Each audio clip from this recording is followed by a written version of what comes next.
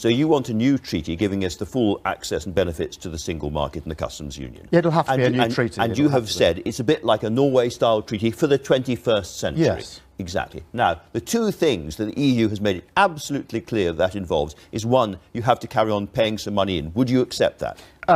Norway pays money in. They do it actually on a voluntary basis, not to the budget.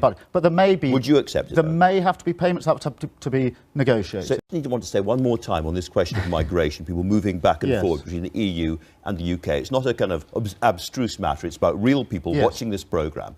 Would Labour, in that treaty, negotiate a system whereby people living in the EU could come and work here freely and vice versa? Yes or no? That would have to be negotiated, but the end of free movement doesn't mean no movement. Of course we would want people to come from the EU to work here. We'd want people who are here to go and work in the EU. The basis of that would have to be negotiated. But all right, easy movement if not free.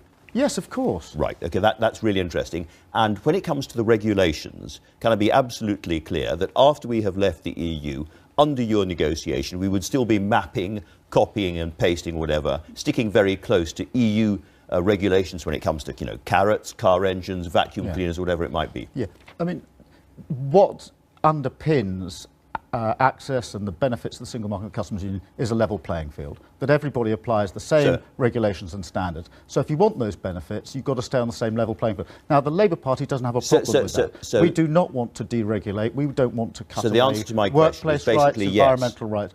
Yes, we are very comfortable with staying on a level playing field. In the future, we don't have a vote on these things, but they change the vacuum cleaner regulations in a few years' time, and we change with them, even though we don't have a vote. Yes?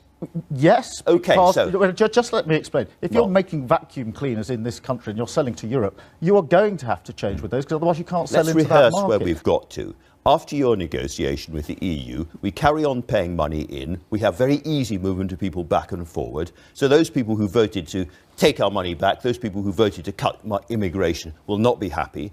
And we are going to copy and paste and follow the EU regulations, even though we don't have a vote. That is, by any standards, the worst of all worlds. You have backed yourself into a very unpleasant corner.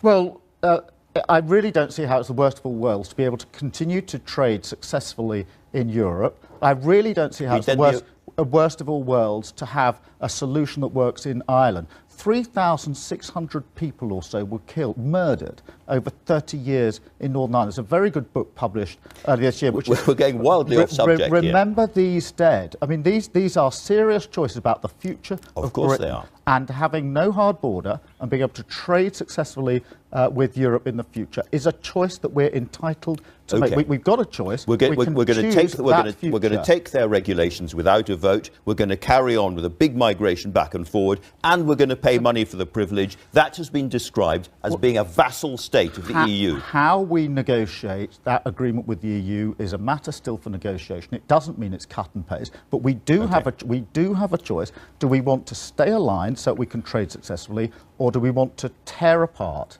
And I say we should stay aligned. We're talking about what sort of Britain we're going to be and what the next 40 or 50 years might look like. And I don't think anybody voted to make it harder to trade with Europe. But nonetheless, you're in a position which your own colleague Barry Gardiner has described as being a vassal state, and that is going to be Labour's offer to the voters at the next election. I think the